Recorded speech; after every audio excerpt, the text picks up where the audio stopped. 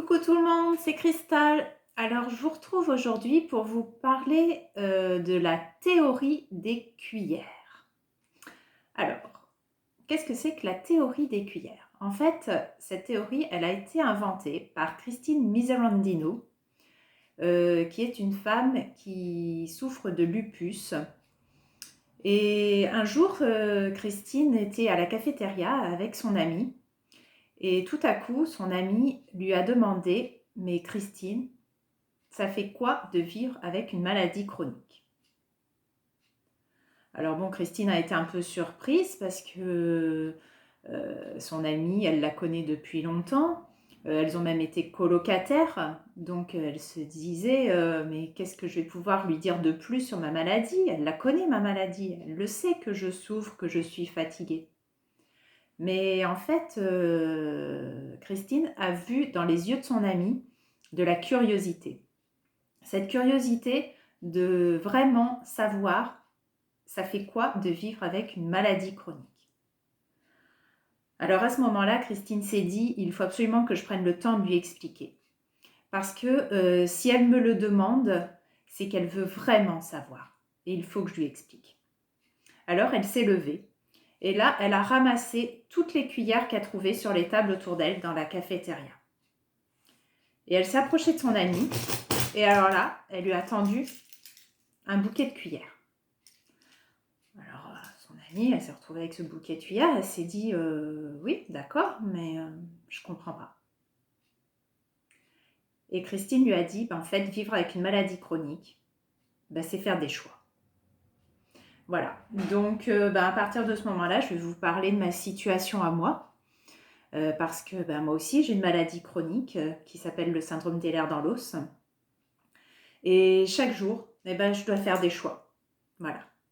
Donc, je me réveille le matin, je prends mon petit déjeuner, je prends ma douche, et là, je dépense une cuillère.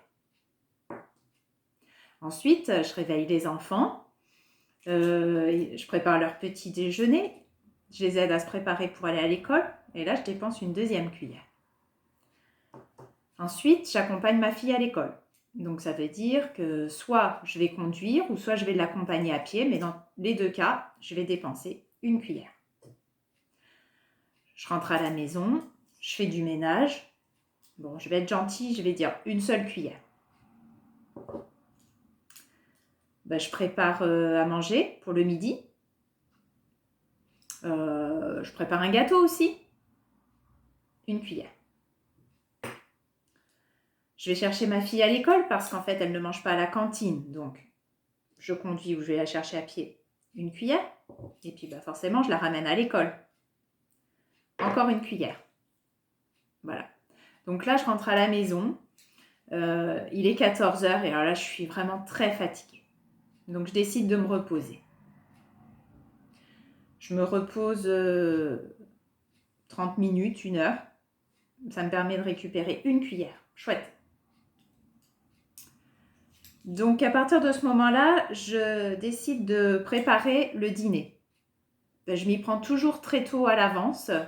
Comme ça, le soir, je n'ai plus qu'à réchauffer. Parce que je sais que le soir, je vais être fatiguée. Donc, j'anticipe. Donc là, je prépare le dîner. Une cuillère. Je vais chercher ma fille à l'école. Ça y est, sa journée est terminée. Une cuillère. Et là, on fait les devoirs. Alors là, il ne me reste plus que 2 cuillères.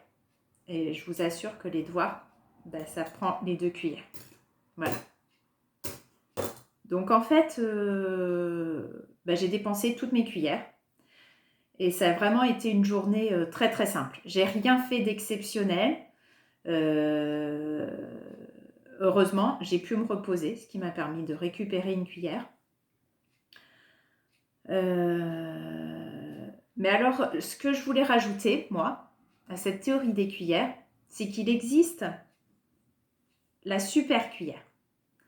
Alors, la super cuillère, elle vaut au moins 5 petites cuillères. C'est-à-dire que quand tu la dépenses, tu sais très bien que le lendemain, tu vas commencer ta journée en n'ayant pas 10 cuillères à ta disposition, mais seulement 5. Alors cette super cuillère, c'est celle que tu vas dépenser quand tu vas faire du shopping en ville, quand tu fais un repas en famille, ou alors quand tu vas à un concert. Alors cette super cuillère, je la dépense de temps en temps. C'est important de la dépenser, même si on sait qu'elle va nous coûter énormément d'énergie et que ça sera difficile le lendemain. C'est vraiment important de la dépenser de temps en temps. Parce que c'est celle-ci qui permet de conserver du lien social, de rester en contact avec ses amis, avec sa famille. Voilà. Donc, à la fin de cette petite vidéo, j'ai envie de dire à tous ceux qui sont en bonne santé, lorsque vous voyez quelqu'un de fatigué ou quelqu'un qui souffre, surtout, apportez-lui votre aide. Pour vous, ça ne va rien vous changer à votre journée. Mais lui, ça va peut-être lui permettre de gagner une ou peut-être 2 cuillères. Et alors ça, c'est un super cadeau. Voilà. Donc, je vous dis à très vite. J'espère que cette vidéo vous aura plu. Et prenez soin de vous surtout. Bye bye.